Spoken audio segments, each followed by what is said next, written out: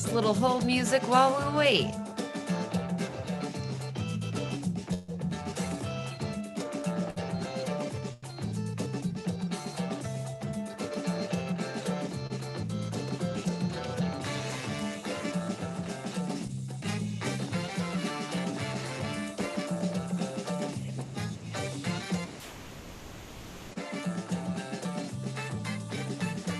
Okay, thanks for coming, everybody. It's showtime, like they say in the chat. Thanks for joining us here today. We're at Assembly TV, and each afternoon during our conference at 3 p.m. Pacific, we have a lecture from a third-year student in the PSU Art and Social Practice MFA program. It's their third year, so that means that they are days away from graduating. Each person gives an overview of the work they've done during the 3 years in the program. So today we've got Brianna Ortega, and Lisa Jarrett is going to do a more thorough introduction. It is my job to introduce you to Lisa. So Lisa Jarrett is an associate professor of community and context arts at Portland State University's School of Art and Design. She is also co-founder and co-director of KS MoCA and the Harriet Tubman Middle School Center for Expanded Curatorial Practice in Northeast Portland. So Lisa, take it away. Thank you so much, Becca. I really appreciate that introduction. It is my honor to be introducing our 2021 MFA candidates in Art and Social Practice during Assembly TV 2021 this year. And this afternoon, this graduate lecture will conclude that lecture series. We are very proud of all of our upcoming graduates and really excited to hear this last lecture to close everything out. So I am introducing Brianna Ortega to you this afternoon. Brianna is an artist who examines belonging and identity through socially engaged archiving, storytelling, and conversation. She has shown her work at San Diego Art Institute and in Italy, Australia, and New Zealand. In 2017, Brianna started See Together, which is an ongoing artist-initiated institution highlighting women surfers around the world. And it's so wonderful to see some of those participants here with us this afternoon. Brianna, take it away. Thank you so much, Lisa, and thank you everyone for coming, all the people that have come today. I'm a little nervous, so I'm just gonna wipe it off. I'm not nervous, okay.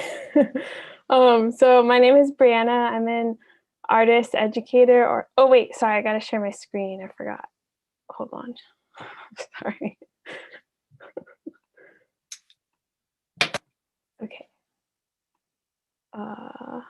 present, okay. Can everyone see okay? Cool.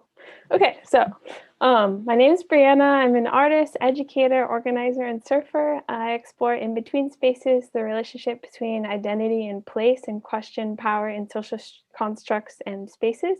Inspired by surf localism, I explore what it means to belong in a place through methods of conversation, archive, storytelling, and collective histories.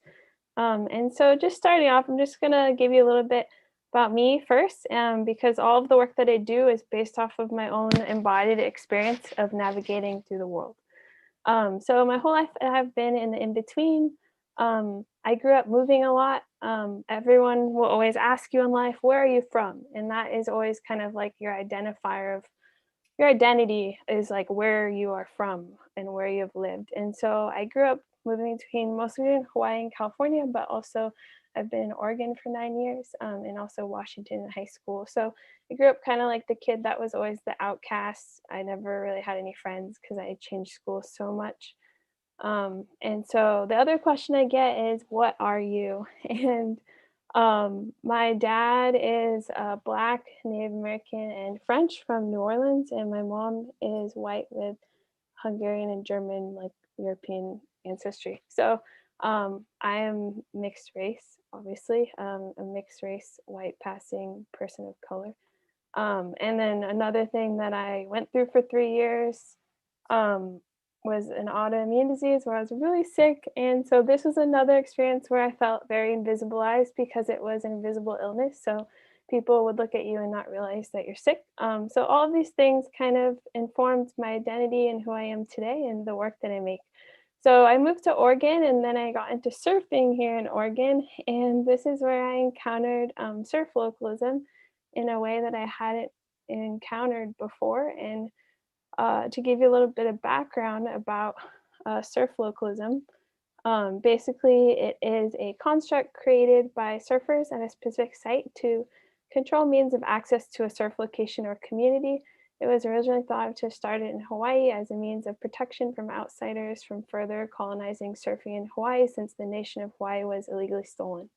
Um, so where I live in Oregon is known to have be one of the most surf localized places in the world. And so to give you a little more info about that, um, basically through shifting qualifications from place to place, the qualifications of how much power through belonging you have at a surf spot or community could be influenced by your surf level, how you dress and what you wear, where you live in relationship to the surf break, your socioeconomic status, if you were born there or not, how many years you have surfed, the ability to remain in that place and community without moving away for any length of time, the frequency you surf per week, and or but is not limited to how protective you are towards outsiders. Surf localism can also have positive aspects, such as protecting surfing locations from blowing up on Instagram, protecting the people at the surf spots, and also making sure that people are following the lineup etiquette of surfing, because surfing is a dangerous sport and activity. And the means of power used to elicit uh, the access to belong over other people, such as outsiders or otherwise, and surfing can be acts as such as yelling, name calling, putting dead animals on people's cars, and I'm speaking again out of where I live currently, the location I live, which I will not disclose to protect the location and the people in it. Putting dog poop in people's car door handles, putting wax on someone's windows, slashing tires, punching someone or beating them up, and also other acts of intimidation. In this image, someone spray painted kook, no kooks, and a kook is someone who could not be aware of the rules of surfing or not educate themselves on the rules of surfing. Or people can also label people as kooks for not wearing certain clothes or other forms of identifying into surf culture. So in this experience of living where I'm at, which is one of the most surf localized places in the world, I am moving a lot. I ask, am I a local anywhere? I never really lived anywhere long enough to necessarily maybe be considered local, especially if being local is based on birthright. And so a lot of my work has been inspired by surf localism, and I ask, where does power, identity, and relationship to place intersect, and how? This is a little bit about my earlier work I'm going to start off talking about. And so in undergrad, Anna Gray was really influential to me, in that Anna taught me that art can be physical, social, or temporal works, and art doesn't have to be like a painting on a wall, for example. And this is one of Anna and Ryan's works, Giants in the Earth, which is an archive of live grass and a series of photographs documenting themselves at graves of people and various philosophers who contributed to their cultural inheritance. And so they were putting themselves into the lineage of history as artists. And during this time in undergrad, I was kind of exploring belonging in my work. And this was Elevator Locals, a conversation and performance piece, where I told everyone I was a local of the elevator, and I asked them about their belonging as locals in the elevator, if they were a local or not. And through this project is when I started reflecting on how I can use art to explore concepts in different places from the norm, or how you can examine a concept and invite people to ask questions about the concept in this space, and how can we make invisible things more visible. Another artist that inspired me early on was Ariana Jacob, and this is her project Bad Manners, which really inspired me to see how you can use conversation as art. And the project also explored topics of artists going into other people's home home areas and doing work there and what that could mean problematically to the people that live there.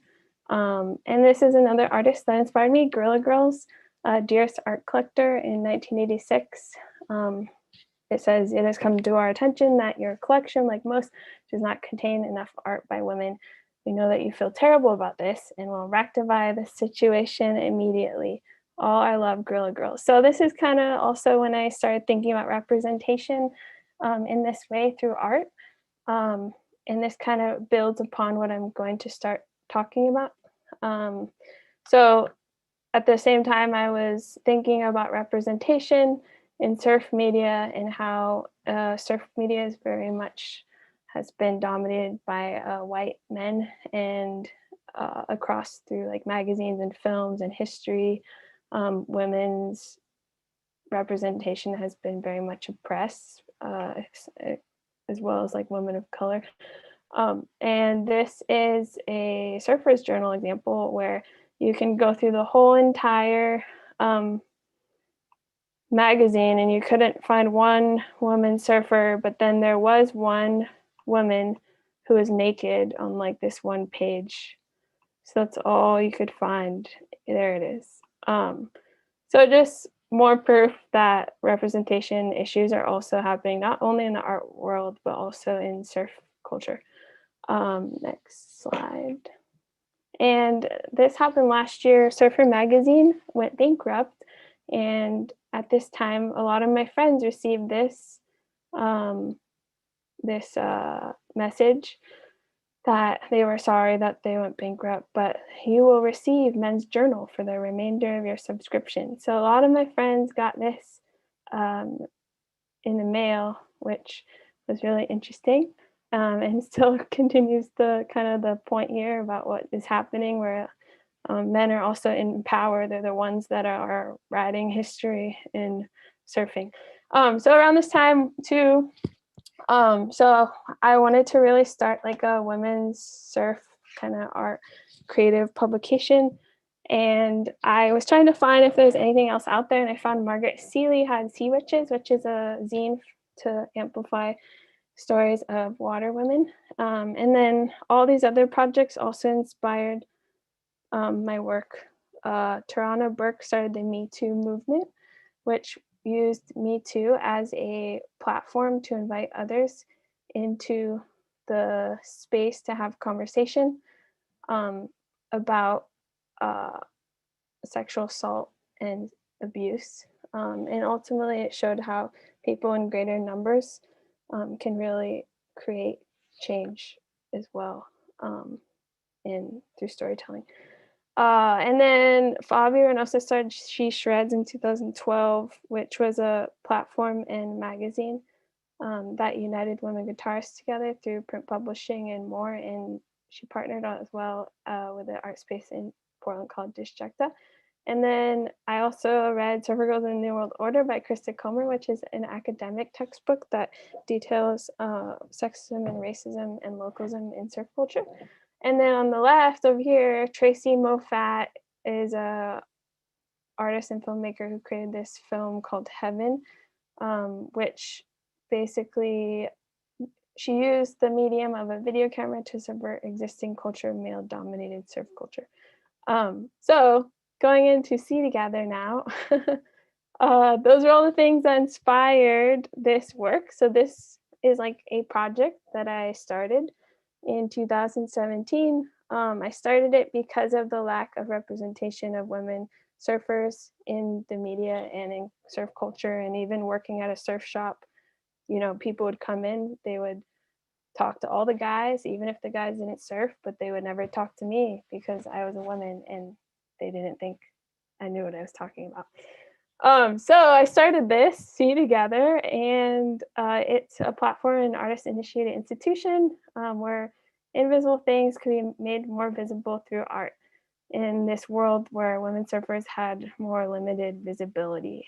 This project increased visibility. So I just wanted to touch on artist-initiated institutions. basically, through having an artist-initiated institution, artists can choose various means of bringing people together around ideas or a topic. So this is kind of like the method that I chose to use for my project See Together. And these are a few examples of projects that inspired me. The laundromat project gathered people together inside of a laundromat to create community and conversation and connection around certain topics, and as well as Machine Project and Center for Land Use Interpretation. And then I also wanted to just add in this surfer initiated institution at the bottom, Surfrider, which invites people who might not normally surf or not even be surfers at all into caring about the environment through using surfing as a framework, which is interesting to me. So basically with See Together, 43% of the people that have been a part of the project live in the US, and the rest are all around the world. So it's been really cool to connect with different people. And then issue 1 and 2 of See Together were print publications. And basically I started the print publication to share stories and perspectives from different women who were not being featured in mainstream surf media, and sometimes they weren't really found anywhere at the time that I started See Together, some of them. And so I just was questioning for years why I couldn't find some of these people in surf media, mainstream surf media. And I also had all the contributors' names on the cover of the magazine because it was a collective project, collective histories coming together in the form of print, and it wasn't just about me. My name is not on the cover, obviously, even though I did, create this project. And then this is Nick Miller on the cover of issue 1, and it was designed by my 10-year Tumblr friend, Angela Blumen. And then this is a feature in issue 2 of See Together with Eva, who wrote about her experience having epilepsy and being a surfer, which she said it was really healing for her to open up and share her story.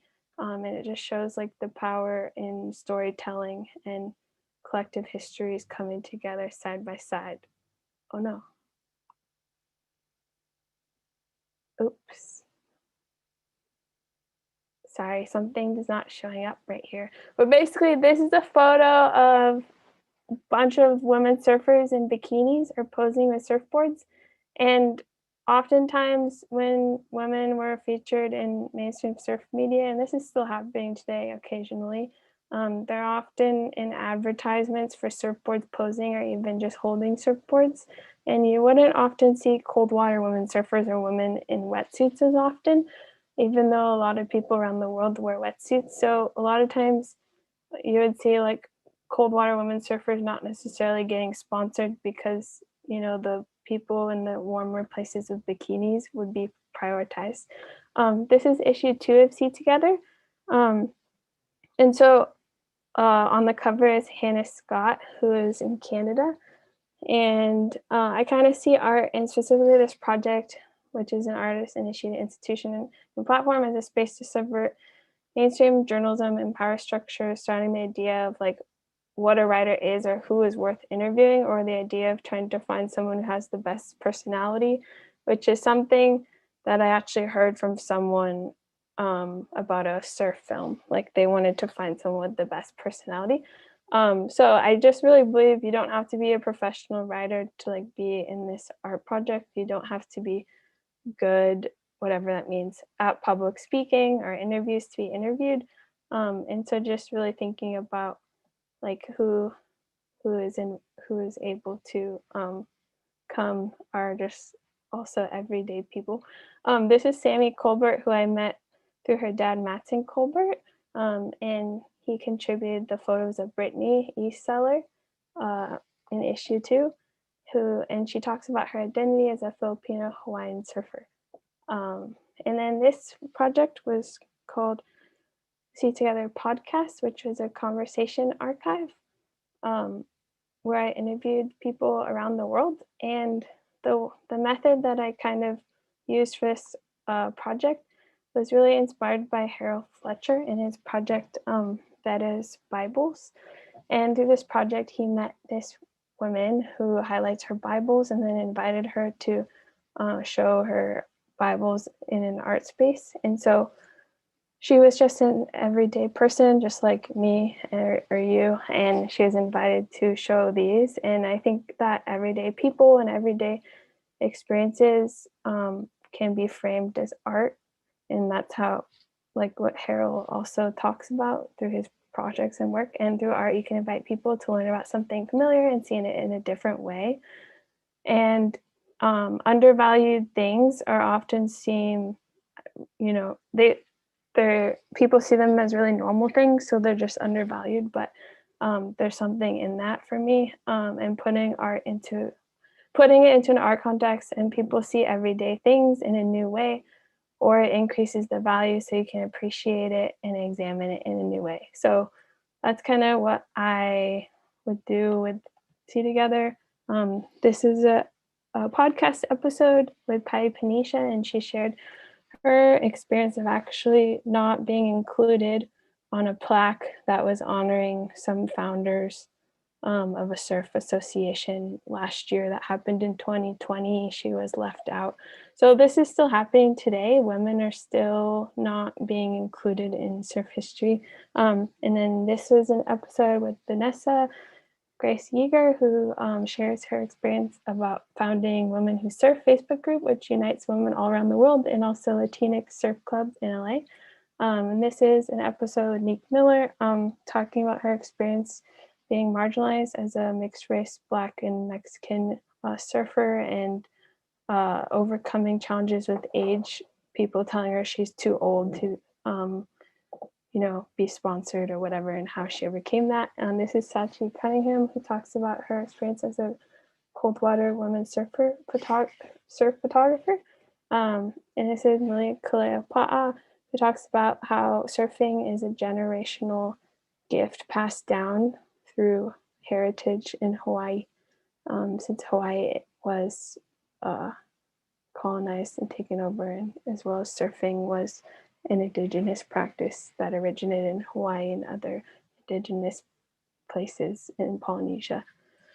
And this is Jody Barty, who is a former pro surfer and the first winner of the Noosa longboard contest, and she is an indigenous surfer in Australia as well. So these are just some examples of people that have been a part of the project. And then going into collaborative events and workshops. So this was a writing and drawing workshop series I did last year in 2020 during COVID, where a bunch of women surfers around the world came together, and we explored our connection to the ocean through writing and drawing. And this was really powerful for me to be in this position too, because in a place where I couldn't be a local where I live, according to surf localism, I could still belong in my art project Tea Together. And I actually didn't have any women surfer friends before this project. And so I'm really grateful for all the people that I've connected with personally. And I also, in my workshops and facilitating projects, I've been really inspired by Bell Hooks. And she says, education as the practice of freedom affirms healthy self-esteem in students as it promotes their capacity to be aware and live consciously. It teaches them to reflect and act in ways that further self-actualization rather than conformity to the status quo.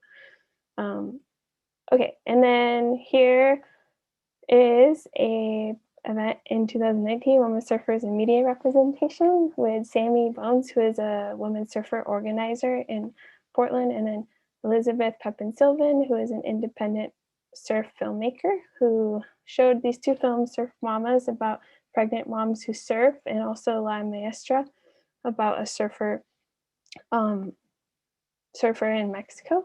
And we talked about issues in media representation, and then also had a surf scene with people contributing their thoughts and feelings about representation from around the world on Instagram.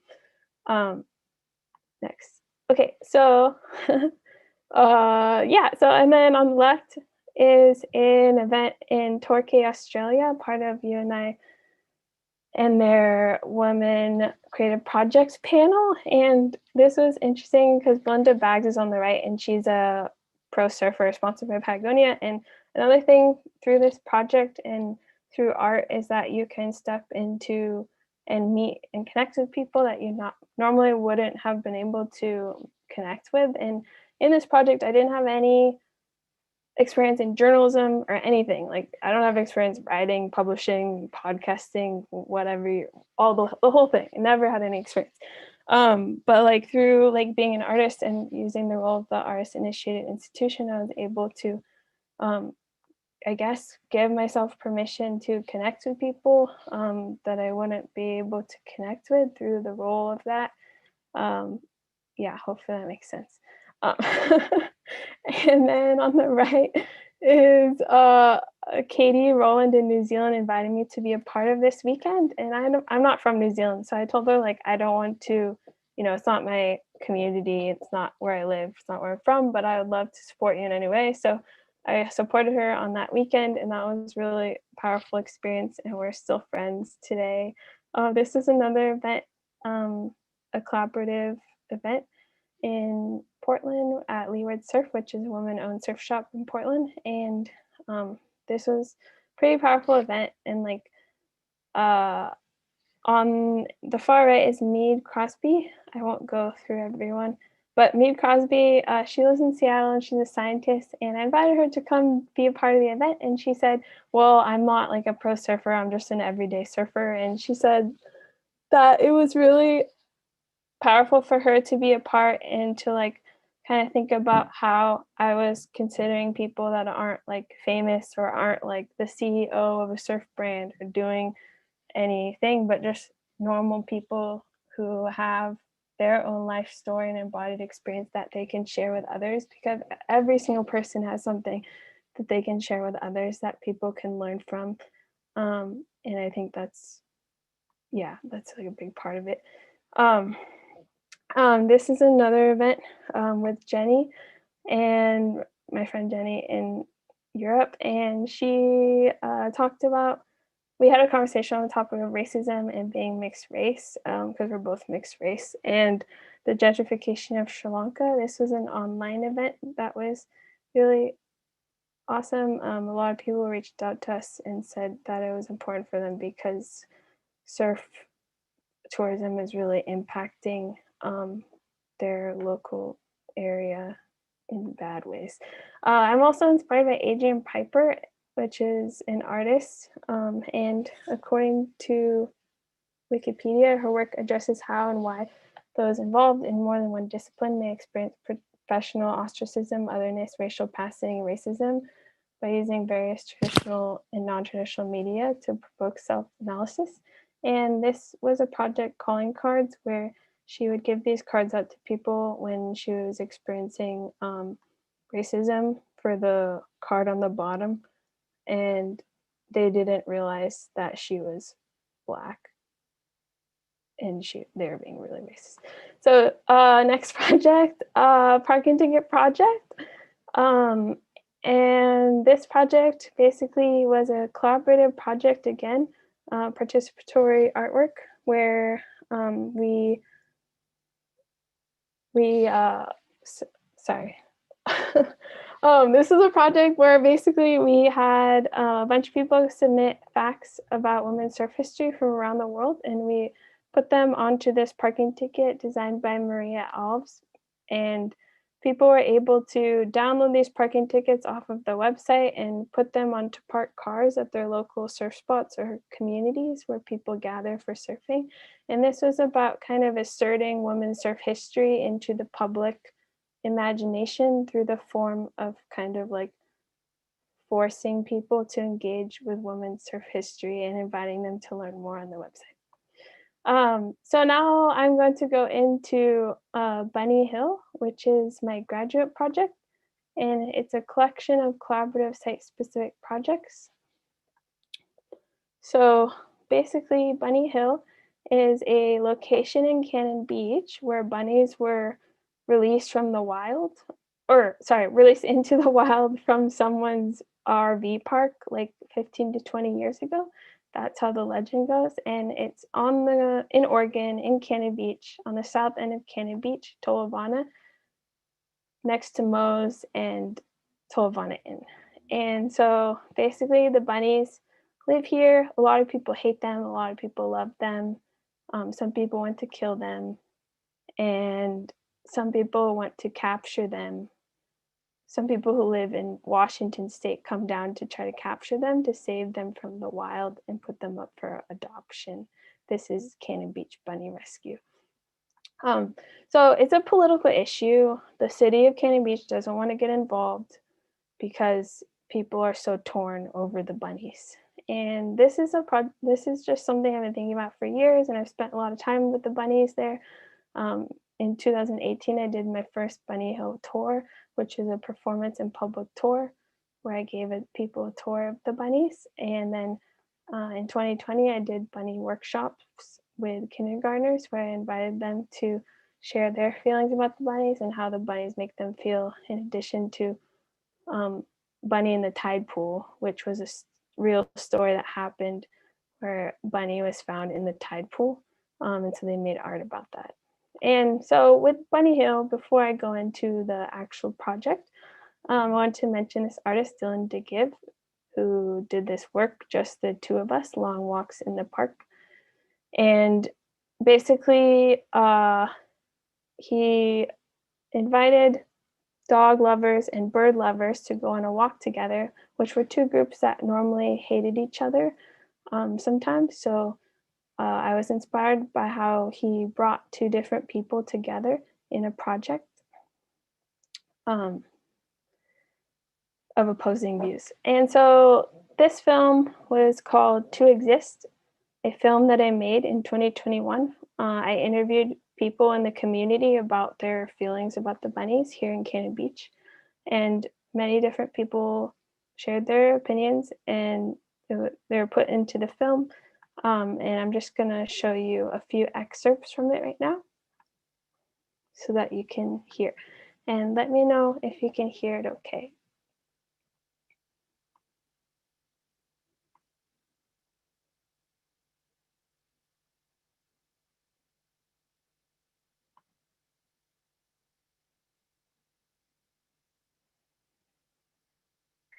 I don't have any sound, Brie.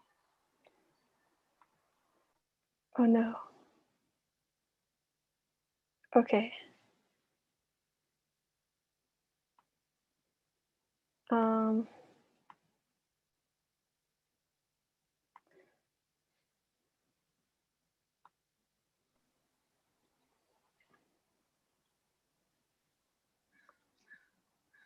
Amanda, do you have any tips?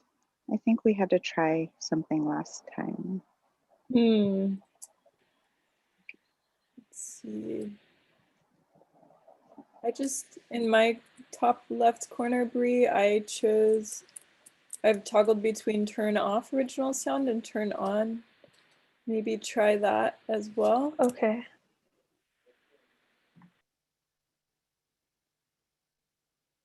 Yeah, that's weird. It worked before. Okay. Try stopping your share and restarting. Just sometimes that resets it. It's going really well. Okay. Yeah, let's see if I can reload it maybe.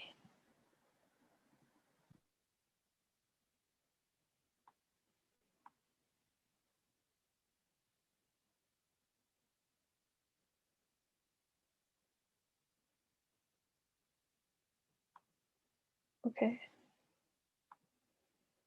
Sorry about this.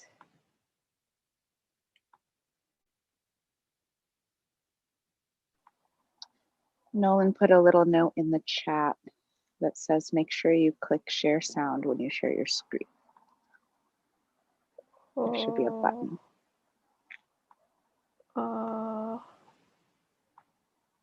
Brie, when you click the share screen button, and it gives you a bunch of options in the bottom left corner. If you choose share sound, that will probably help to just echo what Nolan's saying. Okay. Sorry. No problem. You're doing great. Okay.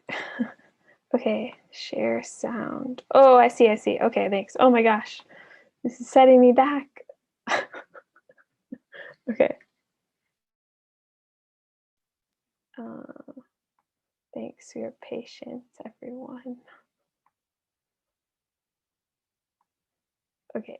Value to the numbers of that, it's not so charming. Sounds When great. they enacted, the city council said that you can't feed wildlife. That was a huge help to it. There's a lot of people who who think they have voices here but don't live here and aren't the vested people in the issues. They're not dog owners, they don't live here, they don't own property where the bees are. And there gets to be a lot of sentimentality about certain issues on Facebook, and it becomes like a group thing. But then when you look at it, so many of them don't even live here. Like they might visit or they're just emotionally drawn into it. Some education needs to happen. You can't even own Facebook page, which was kind of interesting. I called the Oregon Humane Society to see if maybe they had some kind of a solution. They'd run into this scenario before with an overpopulation, and they really didn't have a solution. I've talked to a couple rabbit advocates, rabbit adoption people. There's actually people that do that. None of them really had a solution for an overpopulation. People are trying to get rid of giving them to them because they don't want them as pets anymore, and there's no room for at these adoption agencies. A female gives birth every 30 days, and there can be 9 to 10 babies in a litter, and every will produce up to those are times when they're not getting access to the most important part of their diet, and you wouldn't know it looking at them from the outside, but eventually those teeth will grow so long that they can develop jagged edges and poke the sides of their cheeks, and then if their mouth hurts, they're not going to eat, and if they don't eat, they either slowly die from starvation or they go into what's called GI stasis, where their gut stops moving, and they can die from that as well. Intestinal parasites and other diseases, quite a few of them have tested positive for protozoan parasites and intestinal. Okay. Thanks for watching. Okay, next.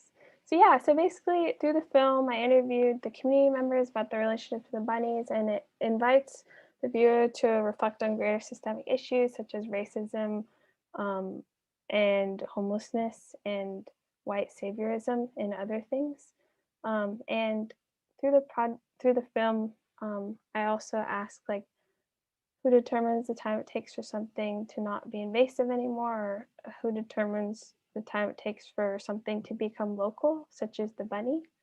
And the film was shown at the grand opening of Bunny Hill, which is a collaborative community event in 2021. And Bunny Hill is a public historical site that I claimed in Cannon Beach, where dozens of bunnies live and congregate. So again, the film was shown on the same day as this grand opening. And the grand opening was a place where the community members could come to discuss the bunnies. And this was the ribbon cutting ceremony shot by Harold Fletcher.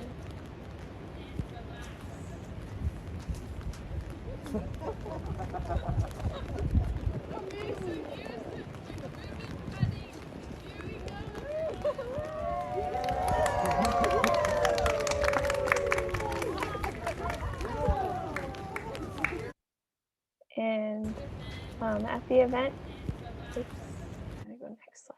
Oh, yeah, so at the event, I cut the ribbon, and after 2 decades of people talking about the bunnies and having opinions about them in Cannon Beach, with even the city saying that they did not want to talk about it anymore because it's too political of an issue, I declared that Bunny Hill is a public historical site. And this is because, of the conversations and kind of the public imagination coming together, it kind of creates it as a historical thing, the bunnies in Cannon Beach.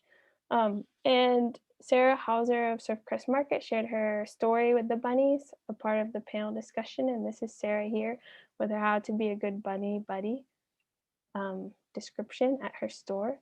And then Cindy Bryden, a marine biologist and environmentalist of Cannon Beach, came to share her testimony about the bunnies and give a bunny performance where her domestic bunny met the wild bunny.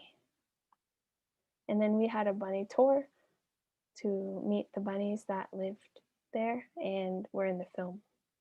And so I just through this project, and this is my graduate project, and I think I said that at the beginning. But yeah, so through this project, I'm asking like, how long does it take for the bunnies to be local? And I'm interested in that, even though, you know, people have a lot of different opinions about these bunnies with opposing interests, um, it all kind of comes together and then it becomes a local thing, even though some people think um, the bunnies aren't local. Some people think they are, but because of the conversation and kind of the public imagination manifesting over time, it becomes a local thing that people actually come to Cannon Beach because they hear about it and they hear people talking about the bunnies. So going it from that, I'm going into the Puffin Project, which is another project where I kind of think about surf localism through this project as well. The Puffin Project is a participatory art project made out of an artist-initiated residency. And through this project, we're talking about a local puffin and how it's being represented in the local town of Cannon Beach. So some little background info here. First off, the puffins live on top of Haystack Rock in Cannon Beach here, and they nest here half the year, and another half the year they go out to sea, 100 miles out to sea. So people really talk about these puffins, and you can find them all over town. They're really used as like a symbol and kind of a marketing symbol to bring people into Cannon Beach as well. But a lot of people are very passionate, like myself, about the puffins because I worked at the Rock talking about the puffins to people. So on the left is the tufted puffin that we have in Cannon Beach, and then on the right is the Atlantic puffin, which we do not have in Cannon Beach. And you might ask, why am I showing the Atlantic puffin to you right now and telling you this? Because that is what's going on. People are showing these Atlantic puffins all over the town of Cannon Beach. So here's where the tufted puffin is on the left, where I am. That's where the Atlantic puffin is on the right, scientifically and geographically speaking. So here in Cannon Beach, you can go all around town and you will actually find Atlantic puffins all over Cannon Beach, which are not the puffins that we have in Cannon Beach. So I talked to some business owners, and some people think that the white stomachs are more marketable to people for some reason instead of the tufted puffin, which has the black stomach.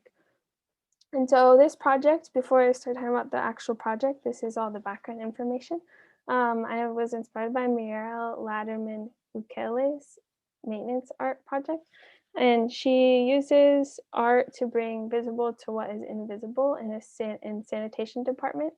And this is also a self-initiated artist residency where she also formed relationships with people. And so my project, the Puffin Certification Program, is a socially engaged art project that I started in 2021 through being a self-initiated artist in resident at the City of Cannon Beach City Hall.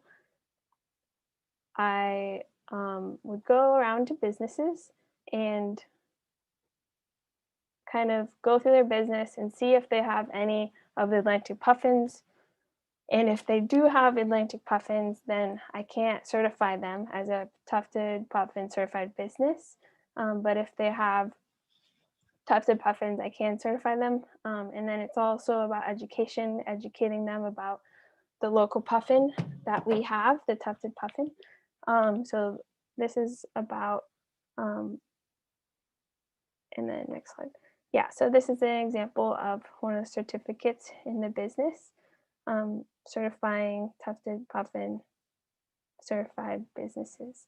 And so kind of through this project, some things that came up through it and concepts I'm thinking about are things like performative allyship, where people are trying to align with a symbol of the puffin, but they are using the wrong puffin to align with the real local puffin. So it's more of a performance. A lot of people said the Atlantic puffin is cuter because it has a white stomach or more marketable, like I said before. so they sell those products. They're trying to make money by using the Atlantic puffin, but they're also trying to appear local and represent their local history when they're actually not. So this is just another example of how I'm kind of thinking about localism and how surf localism kind of shows up in different ways as well. Like I mentioned in the beginning of the lecture, there are some positives of surf localism, and then there's also some negatives of surf localism. And so all of these projects are kind of manifesting surf localism in different forms. And then this is pretty much the end of my lecture. And what is in the future? The future, I'm going to continue exploring the puffin and bunny in the local community in further ways that are developing. And also I am planning on working on some combining art films with surf films in increasing representation of various women surfers into the historical surf canon. And that's it, I think. Hopefully I didn't miss anything. Thanks, everyone. Thank you, Bree. Thank you so much. Round of applause for Bree. We have a few minutes for questions from anybody that's here. So if you have anything you'd like to ask Bree about her work or this idea of localism, surf localism, etc., please feel free. Also, thanks everyone for coming. I see a lot of people are here. Congratulations, Brianna. That was great. Thank you. I was really nervous, but thank you. It didn't seem like it. Everything went really smooth for you. Very nice. Thanks. Does anyone have any questions? About the bunnies and the tufted puffins up there. Yeah. Oh, hi. Hi, Anna.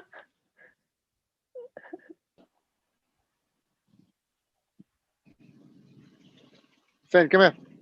Come here. Come at the front. Bree, I see a question in the chat for Come you. Hey. Anywhere geographically you want to do projects? Well, definitely not where I live because I'm trying to protect the local community, surf community where I live. So not where I live. I was going to ask a question about that, Bree. Like, you live in a spot that has some of the most aggressive localism I've seen or know of, at least on the West Coast. And I'm wondering if your project, which is one of the most inclusive examples I've seen in surf culture, if you've received any sort of, how has that played out with your local community? Like what is the local bro scene sort of made, or is it on the radar, and what have they made of this like incredibly inclusive project you've been doing? Yeah, it's like this fine balance where I'm trying to protect, because I don't want to blow up spots, especially because like where I live is still very much not very off the grid in the Pacific Northwest. And but yeah, I don't know, I don't really talk about my work with everyone, I guess. And a lot of people I've talked to as well through the project, even just on Instagram, sometimes they think See Together is in like Australia or based somewhere else, so it's a little bit obscure. But yeah, sorry. I don't know if that answers your question. Bree, Janine wants to know, what's the end goal of the Bunny Project? The end goal of the Bunny Project? I would like to have an annual commemoration of the date that it was put into history as a historical site. Thanks, Janine. Bree, I'm a little bit, I'm wondering, because you keep saying that you want to protect the local surf location, but at the same time, you also seem critical of the local surf localism culture. So don't you want to not protect that and instead make that more inclusive by making it more available to people and sort of, I don't know, working against that that localism approach? I'm a little confused about that particular angle, I guess. Maybe other surfer people would understand that better, but it seems a bit I contradictory. understand. Yeah. Yeah. Yeah. So, it's like I still want to. I guess I'm not trying to like be violent or do those kinds of things, but I don't want to, like, for example, like post and geotag like surf spots on Instagram, that kind of thing. Yeah.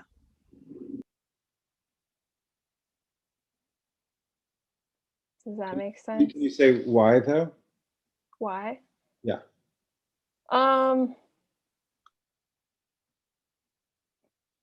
Because it's like kind of like using a, I guess I would think of it as like using a community maybe in a way. It's like kind of like people who post photos of places and geotag them. They're just like kind of taking from that place, using it to build their, I guess, their image in a way, like social, kind of building their social,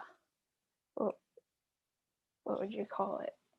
Like, yeah, kind of building it, but they're not like giving back to the community, if that makes sense. Does that kind of make sense? Like on Instagram. I'll let this one go, but I'm still feeling a little confused about it. I think Okay. I mean, every time I've talked to anybody about that, Capital, yeah. that location, that undisclosed Thanks, location, I wind up having confused feelings about why people aren't actually addressing the problem. And instead, it seems like it continues to be enabled. Bree, I have a question that's maybe in a little bit of a different direction. One thing I've been, oh, let me check. Becca, is it time or can I ask? Do I have time? Go, okay. I was curious, I really love how you kind of bridge between representation within surf culture, thinking about surf localism, and then somehow attaching that to the bunnies, and then also to the puffins. And I think you did a nice job of kind of touching on the ways that all relates back to this notion of when you're a local, and you introduced the whole idea with people asking you like where you're from and how hard it is to be from a place. So I'm wondering if after all of this work and these projects that are ongoing, if you have a sense of what the answer is to that question for yourself, even in cursory ways. Yeah, so, and what is the question again? How do you think, how do I say this succinctly to you or ask this? How has your research and the work of the projects that you've done helped you think differently about what it means to be a local? Yeah. You know, between human and Yeah. non-human species, for example. Yeah, I think for me, it's about the relationship you have with the place and the people in the place. And I guess like the symbiotic relationship, how it's like a mutual kind of exchange, and not just like one way kind of thing.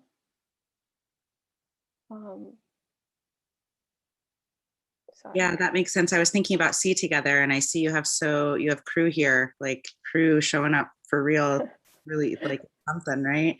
And that, I guess, is a question. This question relates to that as well. Have you thought about the impact of Sea Together and what it has meant to sort of raise the visibility of this aspect of surf culture, all the way from like indigenous roots of surfing to just everyday people that surf as part of their life and practice? Have you thought about impact, or is that a place that you would like to go with that project? What does impact mean to you? Yeah, like just, I don't know, maybe this is like a question for Cher or Mead or somebody who's like your crew, like what has it meant? What has this work meant? How has it impacted the field? Because you described, right in the moment, the ways that things are really continuing to get pushed out, histories continue to get written over in inaccurate ways. And See Together has really asserted a different perspective. Have you thought about what this work has meant to your participants, or have you asked them? Does anyone want to say anything? I can. I think so. I come from a pretty small beach town in LA area, and even growing up in that community, I was still very frequently the only or one of very few girls in the water, and it's very jarring to be in a situation where there's something about being in the ocean and the waves are good and all the boys kind of have this like frenetic male energy of like, oh, I need this, and kind of like you feel like you have to step down in a way. And meeting Bree and learning about See Together kind of changed how I feel in the water and made me feel like I do belong there as well. And so thanks. That's my 2 cents. I could say something on Bree's impact in my life. I'm Vanessa Yeager. I'm from Orange County, California, and Brianna interviewed me, and it was just really cool that she included me because I have been surfing for 25 years, and no one's really ever given me any sort of platform to, I don't know, to stand on. And so it was cool that See Together was including some of us surfers out there that are like different and women of color and just, I don't know, like just surfers, just not pros or anything, but surfers that are really kind of living that lifestyle every day that maybe doesn't always get portrayed in the mainstream media. So for that, thank you, Brianna, for shining your light on some of us, because we really appreciate it.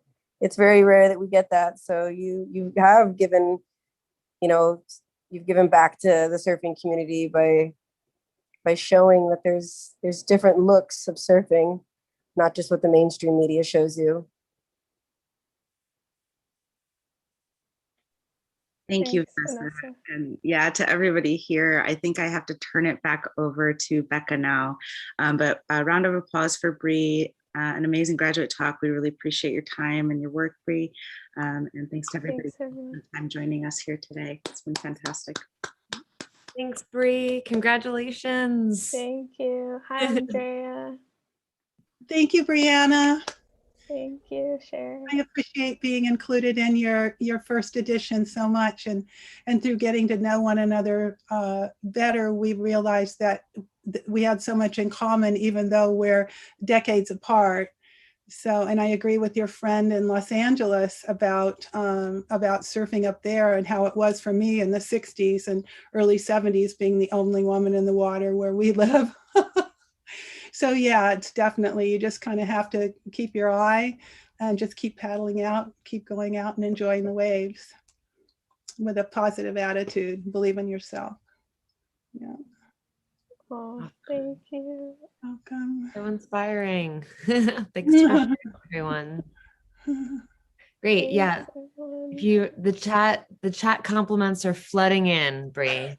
Make sure to save that text for yourself.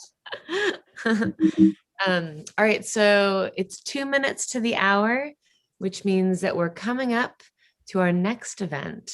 So if you joined for Bree's grad lecture and you're interested in sticking around to see what else our conference holds, we're in our last day. So we have 2 more events of Assembly 2021. And the next one that we have coming up is called A Bear in the Forest, which is a collaborative presentation brought to you by first-year student Kiara Wall